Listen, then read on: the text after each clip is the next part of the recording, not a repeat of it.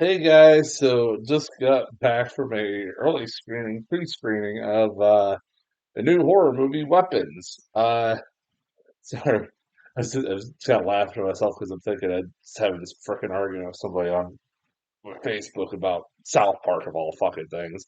Uh, uh, anyways, Weapons. This is a movie that I have been really looking forward to. The hype for this movie has been pretty immense, man. I have the reviews for this have been phenomenal. Like at one point, it was like 100% on Rotten Tomatoes. Like yeah, it's only like 38 reviews, but you knew that wasn't gonna last. But it still has like I think last time I checked, like 97. Like holy shit! Like horror movies getting this good reviews, that's pretty goddamn impressive anymore. Right? Like movies are getting a lot more recognized as good because there's been some damn good movies over the last few years.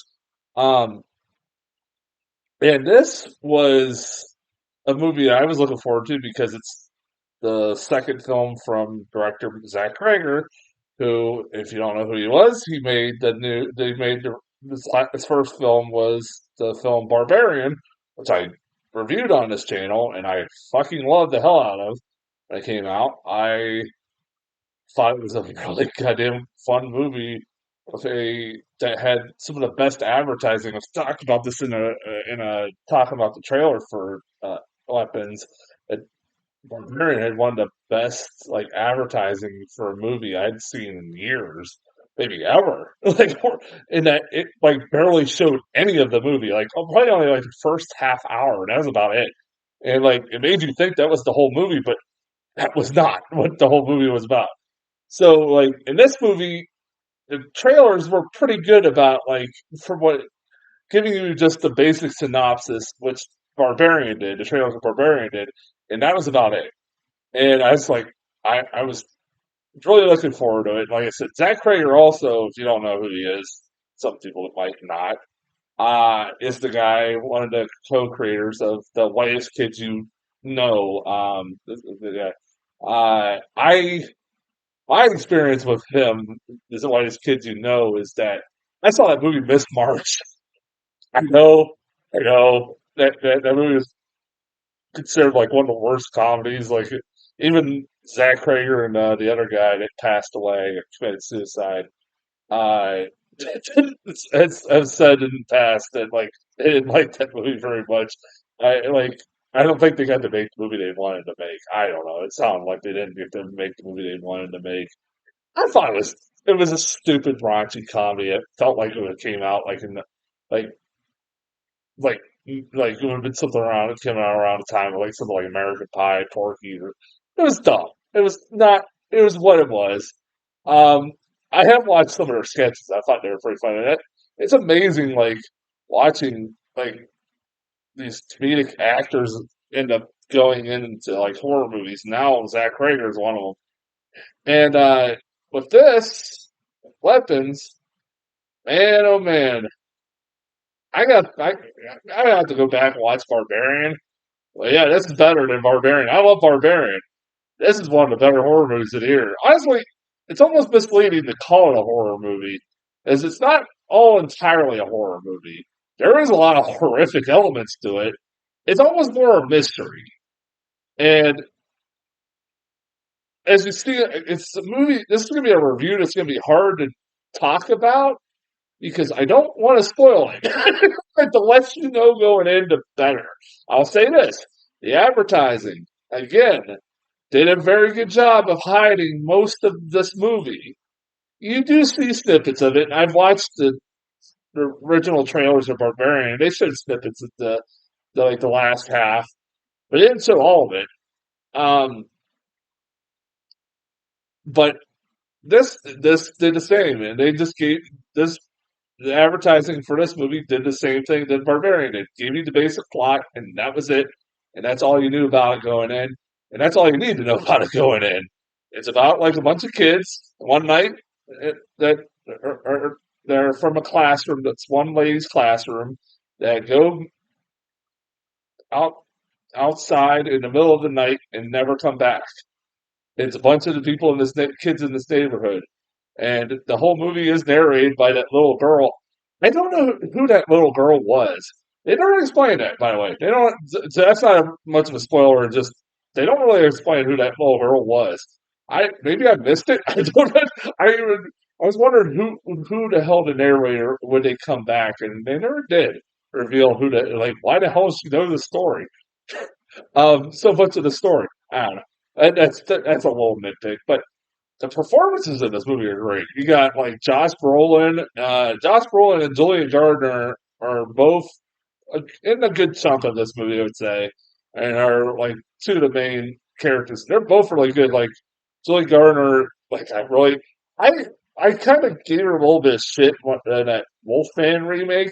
I didn't think she was very good. I thought she was actually kind of terrible in Wolfman remake. Although she wasn't the main thing about that movie I didn't like. I just thought it was just okay. Uh, she, I liked her. So I liked her as Silver Surfer, and I liked her a lot in this one. Her performance in this movie, it felt like this movie is weird. Okay, so without trying to get into too much spoilers, how this movie is structured is kind of like Pulp Fiction, like a Tarantino movie. Honestly, it feels like a Tarantino movie. Honestly, in some ways, it's structured like a Tarantino movie in that every this movie is split into chapters basically, and it's you basically see things from like the movie switches from point of view to point of view to point of view of different characters of people that live in this town. First, it goes to Julia Garner. We see the aftermath of after the kids leave and the town folk are all believing that she kidnapped her kids, yada yada yada. And they're blaming her to want to know where her kids are at. She don't know, and she's freaking out. She has her own history and her own past, and you feel for this girl. You or with this character long enough that you do really feel for her. It's actually like you're pulling for her. Like, you feel bad for all the shit that she's having to deal with. How much this town's given her. And one of the people is Josh Brolin's character, who's that ends up being the next part of the movie that you get to see from his point of view what he's been doing for while like most of what you saw George Gardner's was going through. And his performance is great. I always like Josh Brolin in it. You also got people like I always will call him Wong. Wong from Steven's Doctor Strange is in this.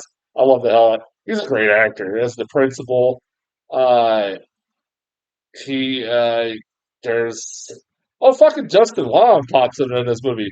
That's kind of a that's just kind of a spoiler, but really it isn't because if I say that, you feel like, oh well, he wasn't in the advertising for Barbarian, and he ended up being a big part of that movie. He isn't a big part of this movie. Don't worry, he's not really a big part of this one, so it's not much of a spoiler. He's a very short cameo. I was like, hey, Justin Long's in this. That's cool.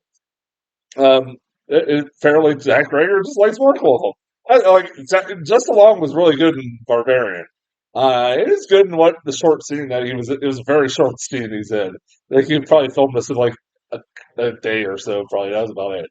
Um, Probably just, did it as a favor or something. I don't know. Yeah, but like I said, the movie is split into like parts.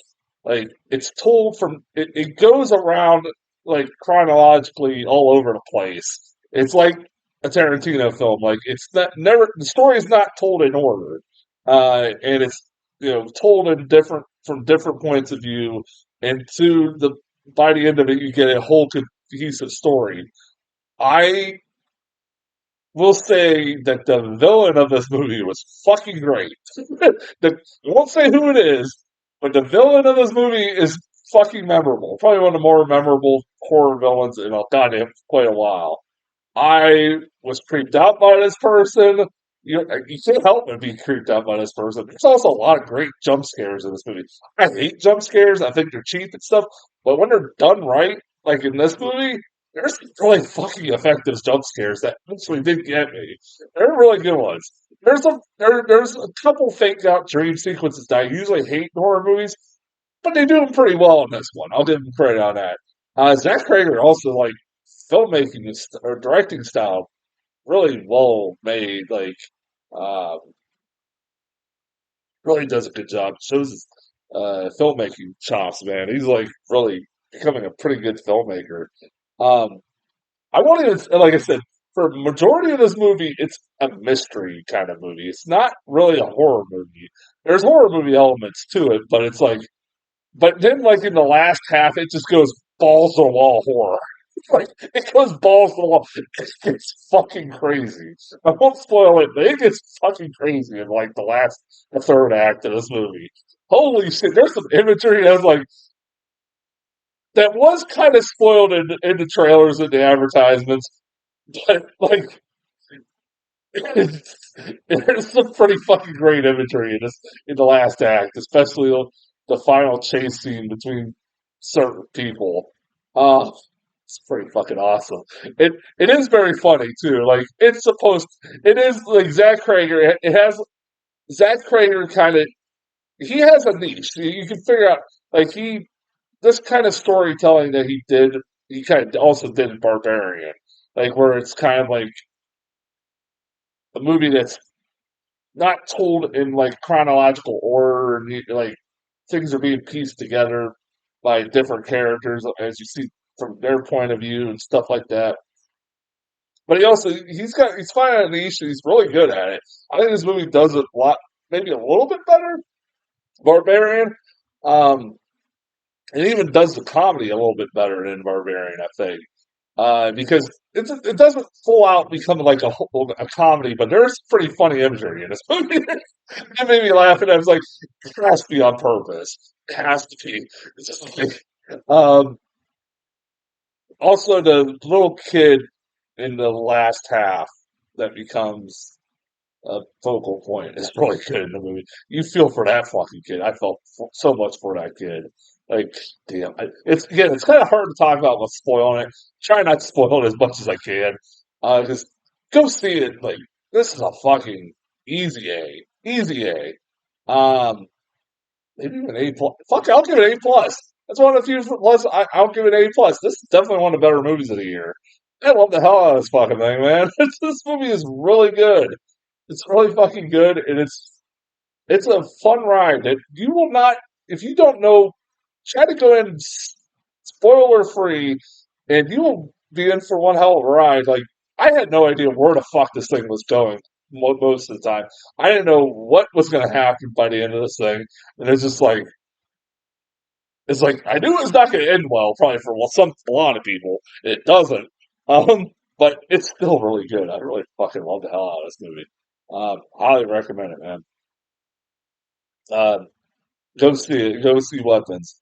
Now, I still got three other movies this weekend I got to try to catch, which are Sketch, Strange Harvest, which we are getting that, which I did get a trailer for that, and Freakier Friday.